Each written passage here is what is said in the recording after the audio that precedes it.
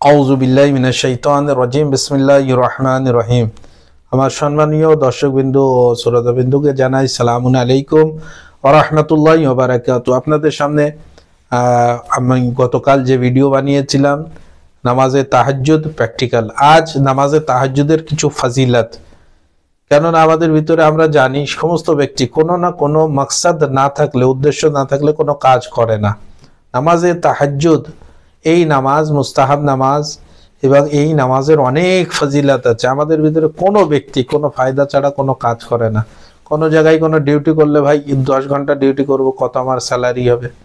5 ঘন্টা কাজ করবো, কত স্যালারি হবে? আমি এই কাজ করলে কত আমার আসবে, কিংবা আমার কত লাভ হবে, এই কাজ করলে কি লাভ হবে। যে কোনো মানুষ ফায়দা দেখে কে এর ভালো দিকটা কি আছে, ইয়া তো নিজের জন্যও হতে পারে, ওই ফায়দা অপরের জন্যও হতে পারে।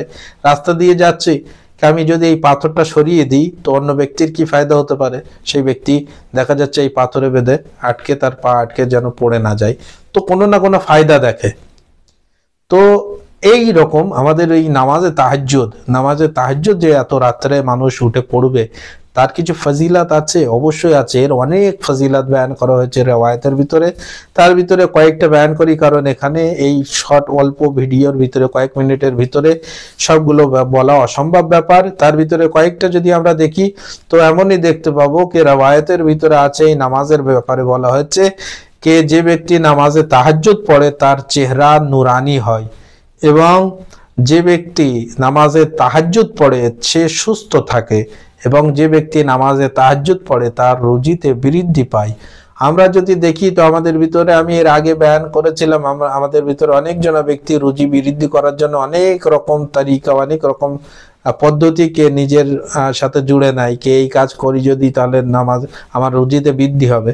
কিন্তু দেখা যাচ্ছে সেই কাজ আহলে বায়ত আলাইহিস সালামের কল, ওনাদের কথার বিরুদ্ধে।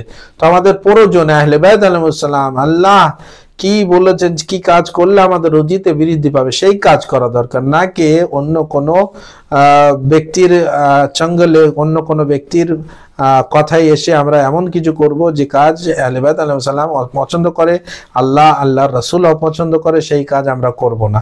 যেমন রুজি বৃদ্ধি করার জন্য সবথেকে কত সুন্দর সুন্দর জিনিস বয়ান করা হয়েছে, যেমন জুমার দিনে নখ কাটলে এবং গোপ কাটলে, ঠিক তেমনই এখানে বয়ান করা হচ্ছে কে নামাজে তাহাজ্জুদ পড়লে তার রুজি বৃদ্ধি পায়। এমনকি রিওয়ায়াতের ভিতরে এসছে যদি কোনো ব্যক্তি রাতে নামাজে তাহাজ্জুদ পড়ে এবং দিনে যদি বলে কি আমি ক্ষুধার্ত হয়ে আছি, আমার খাবার কিছু নেই, আমি খেতে পাইনি, তাহলে সেই ব্যক্তি মিথ্যা কথা বলছে। কারণ বলা হয়েছে কি নামাজে তাহাজ্জুদ কি, নামাজে তাহাজ্জুদ রাতের নামাজে তাহাজ্জুদ দিনের রুজির জামিন। তো এত গুরুত্বপূর্ণ এই নামাজ, শুধু এই নয়, এ আখিরাতের জন্য জিনাত। যেমন আওলাদ এবং ধন সম্পদ দুনিয়ার জিনাত, ঠিক তেমন আখিরাতের জিনাত নামাজে তাহাজ্জুদ। আর বলা হচ্ছে কবরে ওয়াহশাত মানে ভয়ঙ্কর যে কবর, সেই ভয় থেকে মুক্তি পাওয়ার জন্য নামাজে তাহাজ্জুদ পাঠ করা দরকার। আমরা জানি কবর কত অন্ধকার হয়, সেখানে কোনো আলো থাকে না। আমরা দুনিয়ায় বসবাস করি, জানি আমাদের জন্য প্রয়োজন কে সেখানে যে জিনিস কাজে আসবে সেই কাজ করা দরকার।